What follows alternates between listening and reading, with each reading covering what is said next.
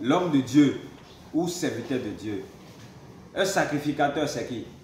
Le sacrificateur, j'entends souvent, les gens appellent un pasteur évangélique, un prêtre, celui qu'on appelle mon père. J'entends souvent, les gens appellent des gens comme ça, hommes de Dieu. Vous lisez dans le livre de Samuel, 1 Samuel 9, le verset 9, il est dit là-bas que ce sont les prophètes qu'on appelle hommes de Dieu. C'est les prophètes. Autrefois, ceux qu'on appelle voyants dans la Bible, c'est ceux-là qu'on appelle prophètes. C'est ceux-là qu'on appelle hommes de Dieu. Mais quand nous voyons quelqu'un qui est parti dans une école pastorale et il sort avec une attestation théologique, il devient pasteur, on l'appelle papa, homme de Dieu. C'est faux. Cette compréhension est erronée. Alors ce soir, je voudrais parler de sacrificateur. Qui est-ce qu'on appelle sacrificateur?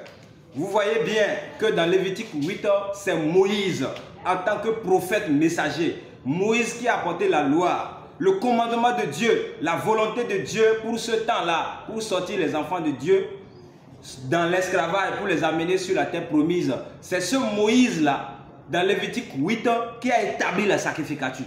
Ça veut dire quoi? De tout le temps, comme Jésus-Christ a établi la sacrificature, en choisissant 12 apôtres par lui-même. Ce n'est pas que Pierre a reçu un appel de Dieu et puis il vient pour dire: oh Jésus, j'ai reçu l'appel de Dieu, je vais servir Dieu avec toi. Non, c'est Jésus qui a vu le don en Pierre, en Jean, en Jacques, en Luc.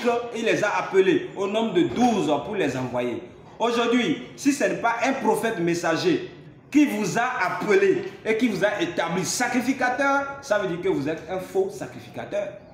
Vous n'êtes qu'un faux sacrificateur. Et si vous suivez un pasteur évangélique, un pasteur protestant, un pasteur dans une église évangélique ou un prêtre ou pape, vous suivez un faux sacrificateur. Alors ce n'est pas pour vous blesser, ce n'est pas pour vous condamner, mais c'est juste à titre d'information. Donc sachez que Dieu envoie d'abord un prophète, selon Amos chapitre 3, le verset 6. Selon Jean chapitre 13, le verset 20, selon plusieurs d'autres passages bibliques. Et maintenant le prophète vient, maintenant selon Lévitique 8, et c'est lui qui voit le don. Jésus a dit: ce n'est pas vous qui m'avez appelé, mais plutôt c'est moi qui vous ai appelé. Et le serviteur ne peut pas être plus grand que le maître. C'est pourquoi le prophète messager, il apporte un message, le commandement actuel de Dieu en votre temps. Et alors, il voit le don de pasteur en toi, le don d'apôtre en toi, le don d'évangéliste en toi, le don de docteur, enseignant en toi. Il t'appelle maintenant, il t'établit et Dieu te reconnaît. Mais en dehors de cela, si vous allez dans une école pastorale pour vous faire former avec un diplôme, une attestation pour devenir pasteur, vous n'êtes qu'un serviteur du diable dans la moisson. Que Dieu vous bénisse. À la prochaine pour un autre sujet. Avez-vous des rêves étranges? Mangez-vous en rêve? Avez-vous des rapports sexuels en rêve? Êtes-vous poursuivi ou immobilisé dans votre sommeil? Découvrez l'application mobile Matthieu 25, 6, le message du prophète Kakou Philippe, les seules vraies paroles de la vie éternelle pour notre temps.